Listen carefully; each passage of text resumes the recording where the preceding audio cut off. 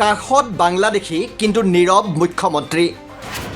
গুণগুণৰ কথাই আমনি কৰা নাই বিজেপিক বাংলাদেশীক কাষত বহুৱাই হুংকাৰ মুখ্যমন্ত্ৰীৰ কাক বাংলাদেশী বুলি ভাবে বিজেপিয়ে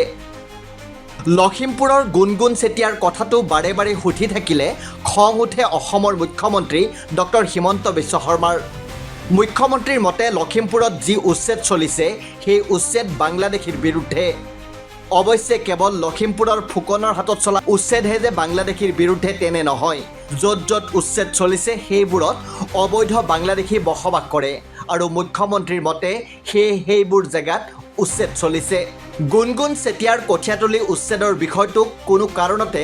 গুৰুত্ব দিবলগীয়া বিষয় বুলি ভবা নাই মুখ্যমন্ত্ৰী ডক্টৰ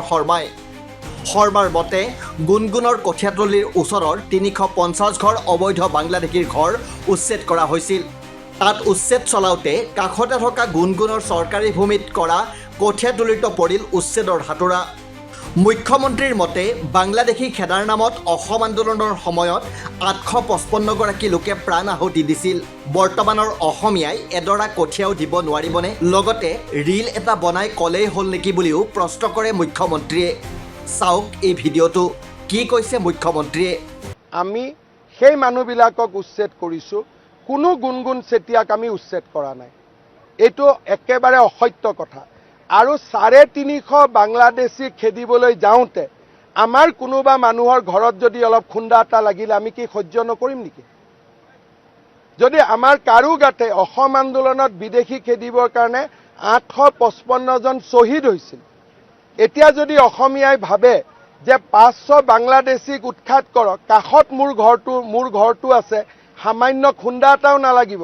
তেনেকৈ জাতিটো বাচিব নেকি তাতে কি হ'ল কঠীয়াখিনি গ'ল আকৌ লগাই দিলেই হ'লহেঁতেন ৰাতিপুৱা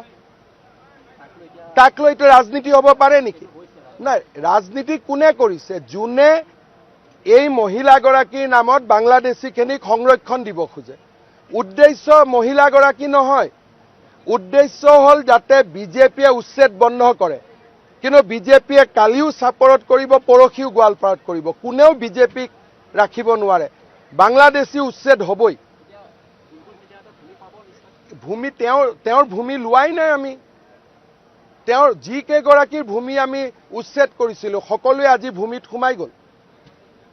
এইগৰাকী মহিলাৰ কোনো মাটি কোনেও লোৱাই নাই এটা ৰীল বনালে হৈ যাব নেকি চব কথা মোৰ লগত বলক একেলগে কাৰ আমি ঘৰ ভাঙিছোঁ চাওঁ এক কথাত মুখ্যমন্ত্ৰী শৰ্মাই দুখীয়াৰ দুখ নুবুজে কৃষকৰ শ্ৰমো কঠীয়া ৰোৱাটো যে সাধাৰণ কথা নহয় সেই কথা হৃদয়ংগমেই কৰিব পৰা নাই মুখ্যমন্ত্ৰীয়ে সেয়ে মুখ্যমন্ত্ৰীয়ে কঠীয়াখিনিৰ ওপৰত বুলডোজাৰ চলাৰ পিছতো তাত পুৱা ৰুই দিয়াৰ কথা কৈছে শুনক মুখ্যমন্ত্ৰীয়ে কি কৈছে আৰু অসমীয়া মানুহে সহ্য কৰিব শিকিব লাগিব যদি বাংলাদেশীৰ গাত টুকৰ মাৰোতে আমি যদি ভাবোঁ আমি একদম ইস্ত্ৰি মাৰা চাৰ্ট পিন্ধি থাকিম অলপো বোকা নপৰিব কাৰোবাৰ ঘৰত বুলডোজাৰ চলিব তাৰ বোকাও আমাৰ গাত নপৰিব তেনেকেতো নহ'ব নহয় আমাৰ মানুহে জীৱনো দিছিলে বাংলাদেশীক খেদিবৰ কাৰণে এতিয়া আমি কঠীয়া কেডাল দিব নোৱাৰোঁ মই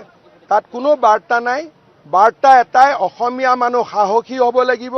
নহ'লে অসমীয়া মানুহ অসমতে এদিন আত্মসমৰ্পণ কৰিব লাগিব